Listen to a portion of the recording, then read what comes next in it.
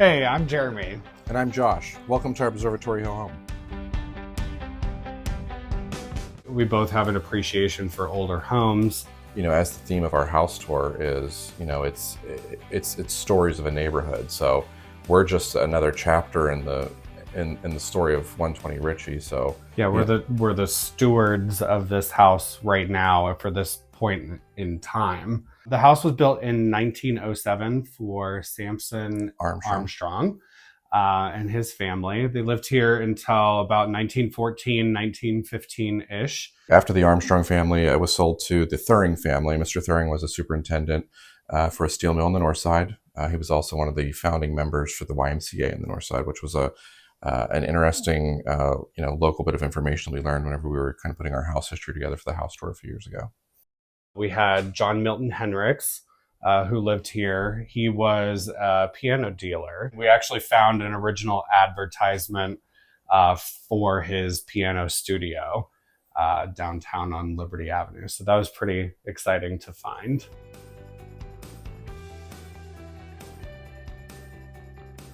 So this room is our first floor living room. This is kind of the first room that you kind of walk into after coming in through the front door through the foyer. So it's kind of where we put a lot of our nicer things that we've collected. One of the showpieces is on top of the mantle. It's actually one of the signs from a streetcar from the 8 route on Perrysville that I located on. I actually bought it on eBay from a gentleman in New Jersey.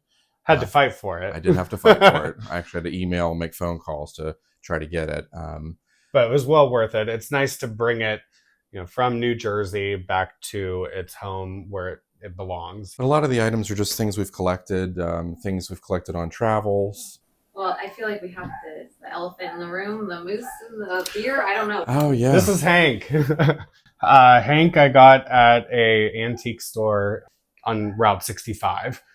Had a heck of a time trying to get it in the car. I had to call a friend in the middle of winter, standing outside with this massive caribou mount. But Hank greets all of our guests as we sit in the living room. So Christmas time, he has a scarf on. Yep, he's a staple in this house. One of the main features in the dining room is the ceiling itself. So this was another project as I was kind of making the house ours. There was nothing on the ceiling. So I individually cast all of these plaster roses, attached them to the ceiling, just to give a little bit an ode to the historical nature of these homes.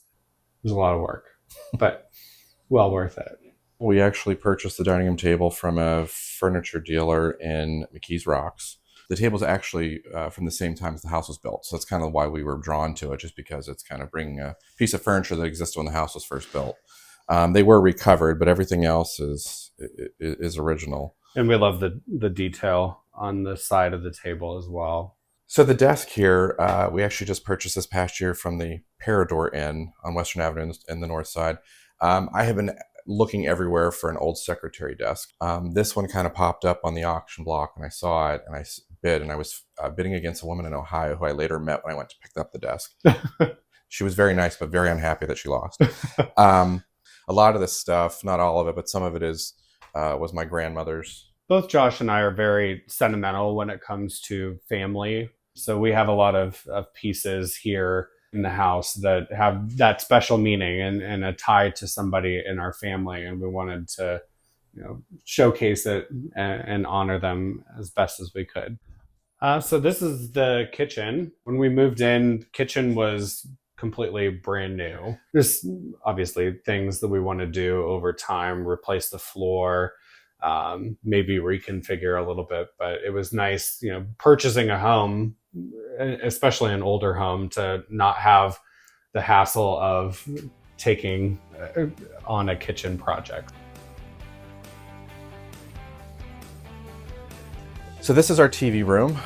This is where we kind of spend most of our evenings. And if we have close friends over and we're just, kind of everybody's hanging out, this is where we typically go. And we really wanted this to be kind of a fun space, a little more eclectic. So a lot of the artwork on the walls is just things we've collected. A lot of it is from pop culture or trash TV shows that we watch sometimes that everybody watches. It's a lot of Real Housewives on the walls. Yeah, and especially since the downstairs is more formal, I'm a big proponent of when people are in your home, they should feel comfortable. So even downstairs, even though there are nice things and stuff, I still want people to always, you can put your glass down. You Absolutely. can put, you can keep your shoes on. But that's kind of what we wanted in here, was to be a little bit more casual, a little more laid back, where people feel more comfortable to just kind of let loose, wear your sweatpants and hang out and watch TV. So that's kind of, that was part of our, inspiration for this room, was just making a more casual, laid back environment where we can just kind of exist. Both of us love Golden Girls.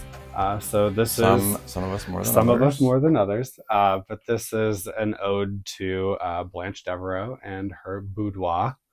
And this is actually my childhood bed that I grew up in. So it's nice to have a piece of my past life when I was a little kid here, and we treat this as kind of our guest room. So it's a fun space for our guests to stay in and enjoy. Everything in here is in some way tied to the Golden Girls. Josh actually wrote B. Arthur back in the day, and she sent him a reply on Tiffany's stationery. So how embarrassing. So we wanted a place in the house to showcase not only other people's art, but my own. So I do, in my spare time, I'm a pointillist. So millions of tiny little dots to make a photo. So hundreds of hours to make each individual portrait.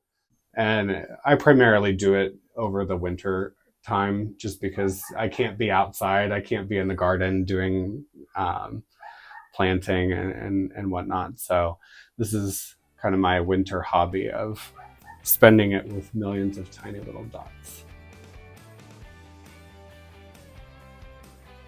Our backyard is focused on a lot of native plants. When we first moved into the house, there was nothing back here at all. Everything was grown with Japanese knotweed, about 8 feet tall. So the focus for the past couple of years has been trying to get the backyard in tip-top shape. This was my COVID project. Was building from scratch a greenhouse out of old vintage windows with the help of a very good friend. I had never built anything in my entire life, and so it was kind of a challenge that I set to myself to try to do something different and branch out. So I'm glad that I did, because this has been a nice feature to have in the yard. It's a lovely space, and I really like being out here when it's raining too. Every time we go antiquing, I try to find unique antique pottery. And really this space is for me to plant things, and then as we have a housewarming party to go to, or we have a gift that we need to give somebody, this is a great way to do it, and it doesn't cost a lot for us to do it. Antiques kind of stand the test of time. We live in a society that everything is very disposable, and it's nice to save something from a landfill. I think for Jeremy and I think our love of all things old, I'll speak for myself. My grandmother was a big fan of antiques, and that's kind of where it's kind of started with me. A lot of people, antiques might not be for them, but people might have a more modern approach to the decor in their homes. Which is why 50% of our walls in our home are covered by dead people that we don't know. Part of, I think, Jeremy and I's passion is really about kind of preserving that history, preserving those mementos. We've kind of taken all of that, and that's kind of like the fabric of our house.